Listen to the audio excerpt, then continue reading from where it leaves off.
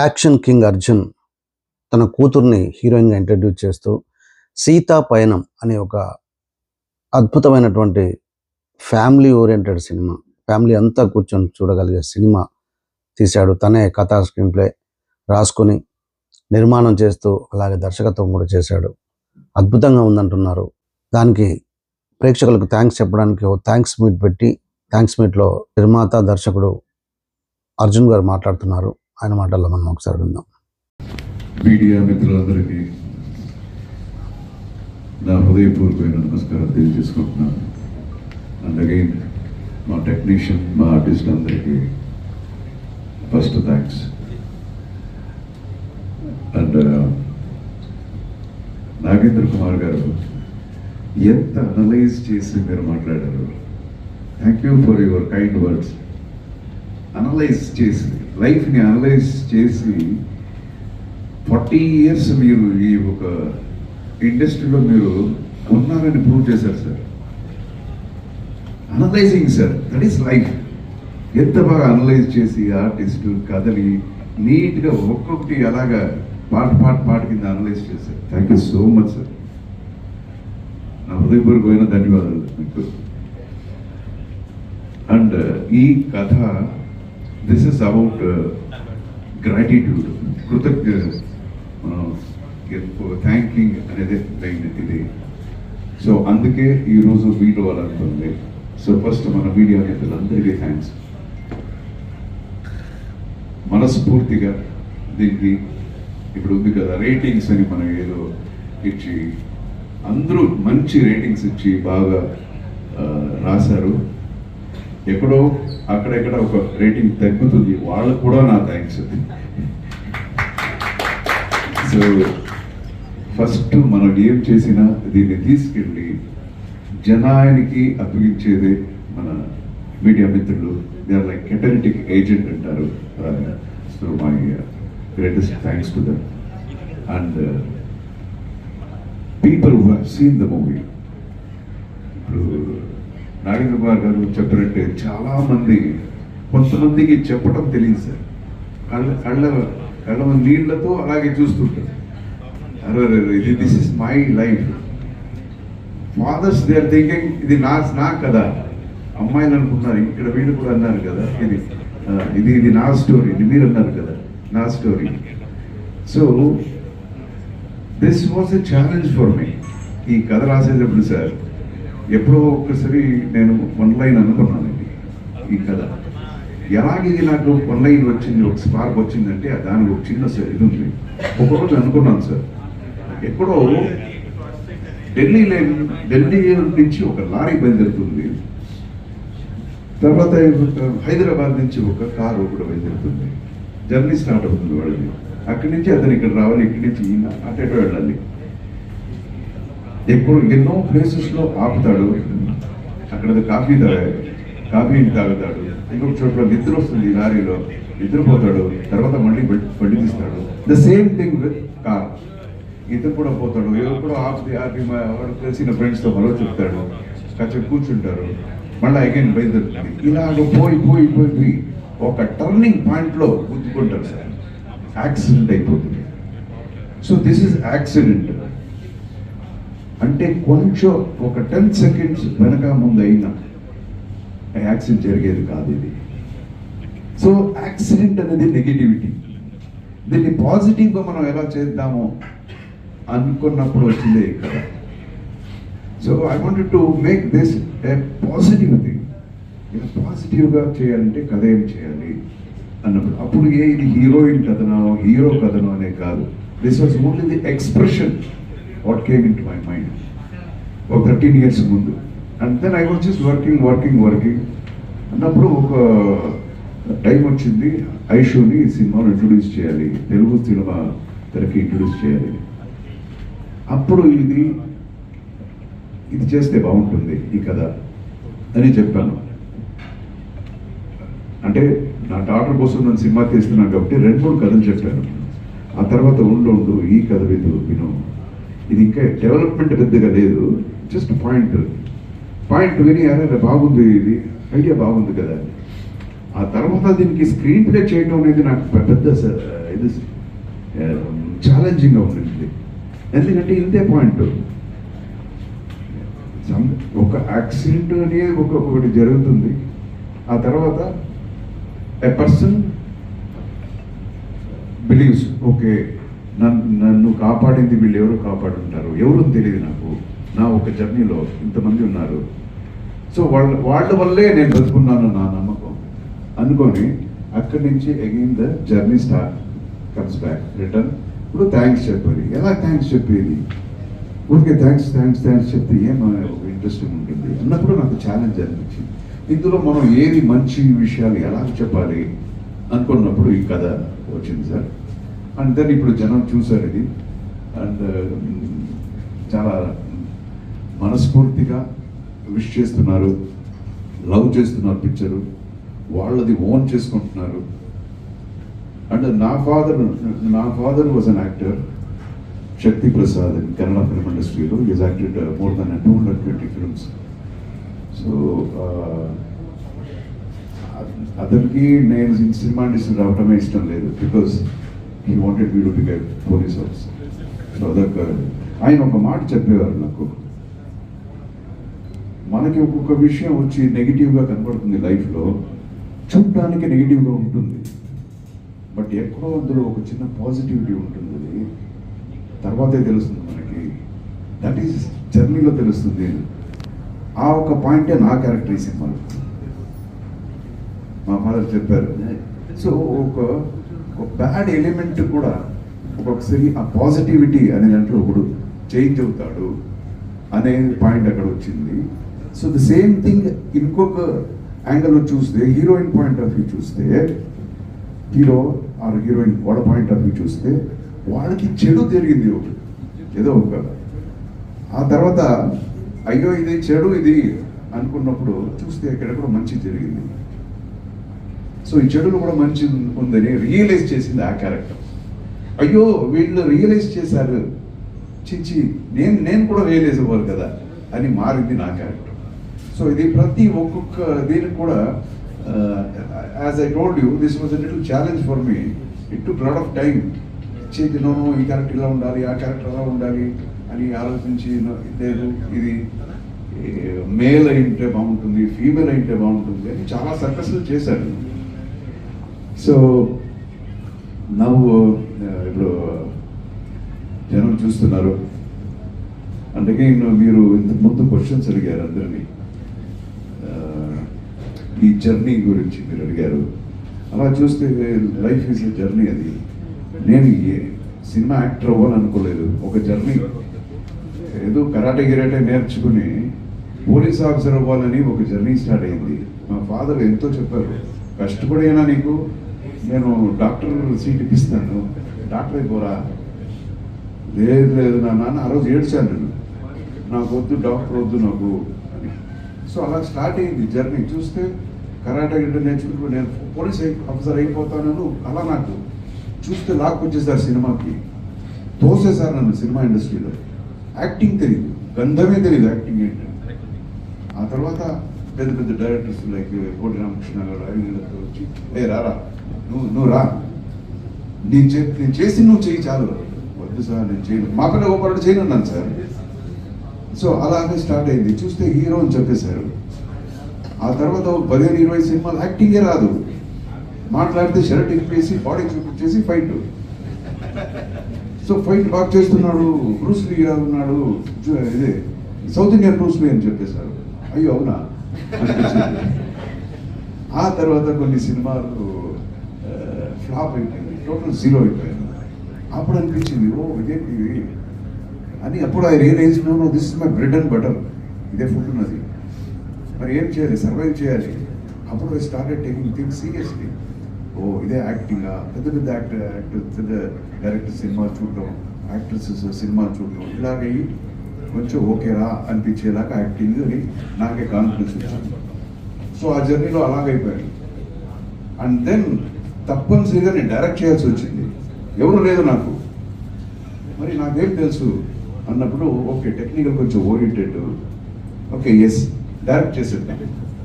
ఎవరికి నమ్మకం లేదు, నా వైఫ్కి నా మదర్కి తప్ప ఇంకెవరికి నమ్మకం లేదు. మా మదర్ ప్లేస్ అంతా అమ్మేసి కూడా నాకు అది ఇచ్చారు. సో అలాగే ఆ పిక్చర్ గుద్దింది. తమిళ్లో డైరెక్టర్ అయిపోయాను. ఆ సినిమాకి స్క్రీన్ ప్లే రాశాను, ఫైట్ కంపోజ్ చేశాను, ఎడిటింగ్ చేశాను. ఆర్ట్ కూడా తెలియకపోయినా నేను కూర్చొని రాసుకొని, బికాస్ మినిమంలో మ్యాక్సిమం చూపించాలి లైఫ్లో. డబ్బింగ్తే ఉంది, పిక్చర్ హిట్ కొట్టాలి, ఇది నా పొజిషన్. అంతా అలాగైపోయింది. డైరెక్టర్ అని చెప్పేశారు. అరే సక్సెస్ఫుల్ డైరెక్టర్ అన్నారు. ఒక ఏరియా పోలేదు, నేనే రిలీజ్ చేశాను, డిస్ట్రిబ్యూటర్ అన్నారు. అందులో డబ్బు వచ్చింది సార్. 89లో 5 lakhs నాకు ప్రాఫిట్. 89లో 5 lakhs అంటే పెద్ద విషయం సార్. సో డిస్ట్రిబ్యూటర్ అయిపోయింది సార్. అలా అయిపోయాను. తర్వాత జెంట్లమెన్ అనే సినిమా అడిగారు, చేయను అన్నాను. కోపం నాకు ఇండస్ట్రీ మీద, నాకెవరు హెల్ప్ చేయాలి, నేను ఎందుకు చేయాలి, వద్దు, నేను ఐఎమ్ హ్యాపీ బీయింగ్ అలోన్ అని. ఆ తర్వాత డైరెక్టర్ శంకర్ సార్ ఒక్కసారి వినండి, ఆయన న్యూ ఫేస్ అప్పుడు, ఒకసారి కథ వినండి, వద్దని చెప్తే మీరు చేయొద్దు అన్న. సరే కథ విని వద్దని చెప్తాము అని కథ వింటే ఇంత బాగుంది కదా, దీన్ని ఎలా రా వద్దని చెప్పేది, వద్దంటే ఎవరు నాకు కొడతారు అని చెప్పి ఆ సినిమా ఒప్పుకున్నాను సార్. సూపర్ డూపర్ హిట్ అయిపోయింది ఆ సినిమా కూడా. చూస్తే స్టేట్ బెస్ట్ యాక్టర్ అవార్డు ఇచ్చేసారు. సో బెస్ట్ యాక్టర్ అవార్డు అయిపోయాను. ఎక్కడ పోలీస్ అవ్వాలనుకున్నాను, ఇటువంటి బెస్ట్ యాక్టర్ ఇది వచ్చేసింది. ఆ తర్వాత ఇంకా రెస్పాన్సిబిలిటీ పెరిగింది. మీలాంటి వాళ్ళంతా చూస్తుంటారు కదా, ఏంట్రాయుడు వీడిని, మేము వీడిని ఏదో అన్నాము, గొప్ప యాక్టర్ అన్నాము, ఇలా ఏం చేస్తాడు ఆ భయం. ఒక్కొక్కసారి ఊరికే ఇంట్లో కూర్చొని మక్కులో కాఫీ తాగాల, ఎక్సర్సైజ్ వద్దు ఏం వద్దు అని అనిపించేది. అని నన్ను నేనే తోసుకునేవాడిని బయటికి, జిమ్కి, చూస్తున్నారు జనం చూస్తున్నారు అని. సో ఈ రెస్పాన్సిబిలిటీ ఇంత ఒకటి షోల్డర్ మీద పడి, దట్ బికేమ్ వెరీ నైస్. బరువే బాగుండేది నాకు. So this is how my, మీరు అడిగిన క్వశ్చన్ ఇంత ఉంది ఆన్సర్. సో జర్నీ అనేది అంత పోతుంది. అంటే ప్రతిదీ వచ్చి ఇట్స్ ఎ రిఫ్లెక్షన్ ఆఫ్, ఇప్పుడు నేను కథ రాశాను, ఆయన సరిగ్గా కరెక్ట్గా చెప్పారు, మనలో అది ఉంటేనే ఆ రిఫ్లెక్షన్నే కథగా మారుతుంది. ఏ రైటర్కైనా, ఈయన రాసినా, ఎవరు రాసినా, ఏ డైరెక్టర్ అయినా సరే, లేదు నేను బయట తీసుకొని చేశాను అంటే నో, వన్ తీసుకోవచ్చు, but when is making it అతని హార్ట్లో ఉండేది 100% రిఫ్లెక్ట్ అవుతుంది అందులో. సో అలాగా ఈరోజు ఈ సినిమాని నా కర్తవ్యం నేను చేశానని నాకు తృప్తి ఉంది.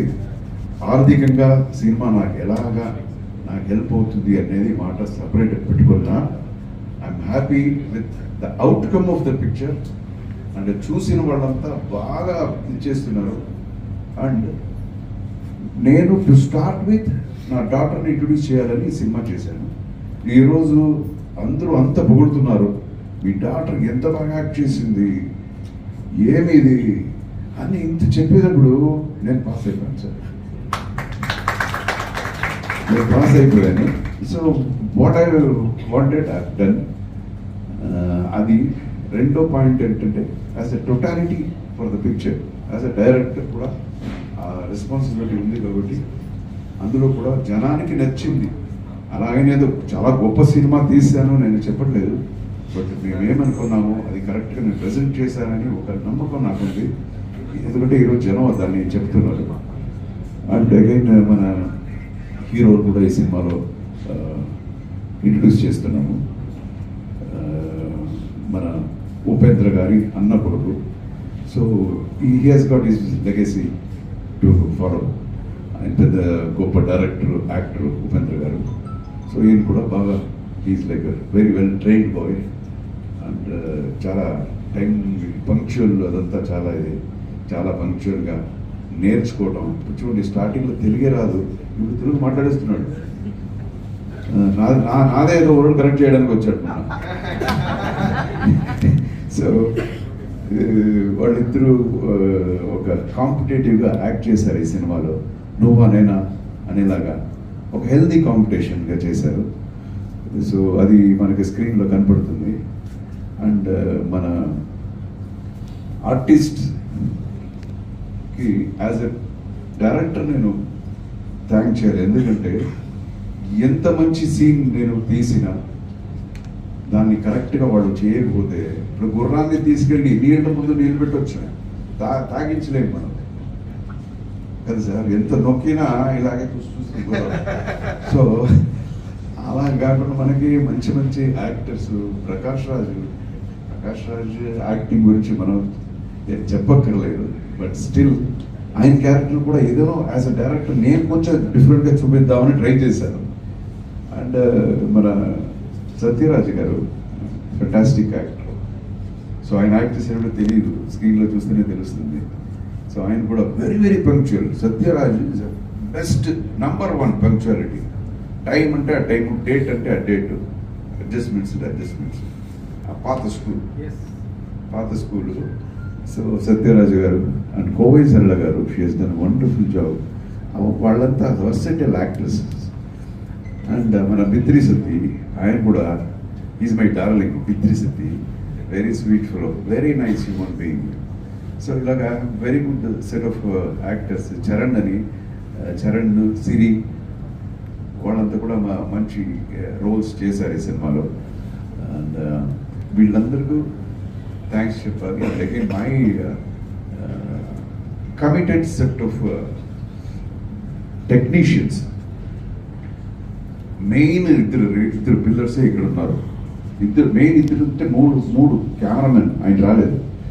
So cameraman, my music director, my dialogue writer Sai Madhavarao గారు. ఆయన చూస్తే యంగ్గా కనపడతాడు, బట్ ఎంత లోపల ఆయనకి ఆ మెచ్యూరిటీ ఉందంటే. ఇంకొక సీన్ సార్, ఈరోజు చెప్పాను సార్, మీకు చెప్తాను, నేను కలిసి చెప్తాను. ఆ సీన్లో డైలాగ్, ఇందులో ఒక సీన్ ఉండింది, తీయలేకపోయాను. నాకు ఏడుపు తీశాను, బట్ పెట్టలేకపోతున్నాను. అది హిందూ ముస్లిం గురించి ఒక సీన్ రాశారు సార్. అది నేనే చెప్పాను. అఫ్కోర్స్ ప్రతి సీను కన్సీవ్ చేసి చెప్పేది, సార్ ఇది కాదు సార్, నాకు ఇలా కావాలి, ఇలా కావాలి, ఇది కావాలి. డైలాగ్ కూడా ఏ మోడల్ మీ దీంట్లో కావాలని నేను ఆయన చెప్పేస్తాను, బికాస్ చెప్తాను కదా. బట్ అందులో హిందూ ముస్లిమ్స్ గురించి ఒక మాట రాశారు సార్, ఇంతవరకు ఎవరు రాయలేదు. అది ఏంటిని తర్వాత చెప్తే ఇప్పుడు పోతుంది. అది అంత బాగా రాశారు. So is a wonderful dialogue writer. And music మనందరికీ తెలిసింది. ఇప్పుడు నేను ఎంత మంచి కథ రాసుకొని దాన్ని ప్రజెంట్ చేయాలి అనుకున్నప్పుడు ఒక్కొక్క విషయం వచ్చి నేను డైలాగ్లో చెప్పాల్సి వస్తుంది, కొన్ని విషయం వచ్చి మ్యూజిక్లో చెప్పాల్సి వస్తుంది. సో నా కథని చెప్పడానికి వీళ్ళిద్దరూ చాలా వచ్చి వెళ్ళిపోయారు. నోరు తెరిచి మాట్లాడి నా కథ చెప్పాలన్నప్పుడు ఈయనున్నాడు, సైలెంట్గా ఉండి నా మ్యూజిక్లో ఇది కన్వే చేయాలన్నప్పుడు ఆయన ఉన్నాడు. సో నాతో పాటు కథ చెప్పిన వాళ్ళు వీళ్ళిద్దరు. So I thank from the bottom of my heart. And ఇంతకుముందు కూడా నన్ను బయట చెప్పాను, ఒక్కొక్క సినిమాకి సార్ అసిస్టెంట్ డైరెక్టర్స్ ఒక 10 మంది ఉంటారు సార్. నాకు అసోసియేట్ ఒకడే. మేమిద్దరే సినిమా. ఎప్పుడో ఒక్కొక్క అసిస్టెంట్ డైరెక్టర్ అప్పుడప్పుడు వచ్చేవారు, నాకు సెట్ అయ్యేది కాదు. థ్యాంక్స్ అని చెప్పేసి, because we need committed people work చేయడానికి. నేను కొంచెం 9 to 6 వచ్చి I'm strict my self as a technician. ఆ తర్వాత ఓకే, ఏ పార్టీ చేస్తారా రండి, అందరూ కలిసి చేద్దాం, that's a different thing. So అలా ఉన్నప్పుడు సెట్ అవుతుంది నాకు కొంచెం. So he was with me ఈ జర్నీలో. మనోడు ఆయన కూడా తొందరగా డైరెక్టర్ అయిపోతాడు అని అనుకుంటాను, తెలియదు. అయినప్పుడు నాకు ఏదైనా క్యారెక్టర్ అయ్యా కమిట్ చేసేసుకుని. సో ఇందులో మన Dhruva Sarja is my sister son. అయినా అక్కడ కన్నడలో తన సూపర్ స్టార్. సో ఆయన క్యారెక్టర్ కూడా ఆయన్ని సినిమాలో ఒక బుల్లెట్ లాంటి ఒక క్యారెక్టర్ ఆయనతో చేయాలి. ఇట్స్ నాట్ నార్మల్గా ఏది చేయకూడదు. ఆయనకుండే ఇమేజ్కి తగినట్టుగా కరెక్ట్గా ఉండాలి అని చెప్పి దాన్ని కూడా ఆలోచించి ఈ కథలో ఎలా బ్లెండ్ చేసేది అని తీసుకొచ్చి ఆయన క్యారెక్టర్ పెట్టాను.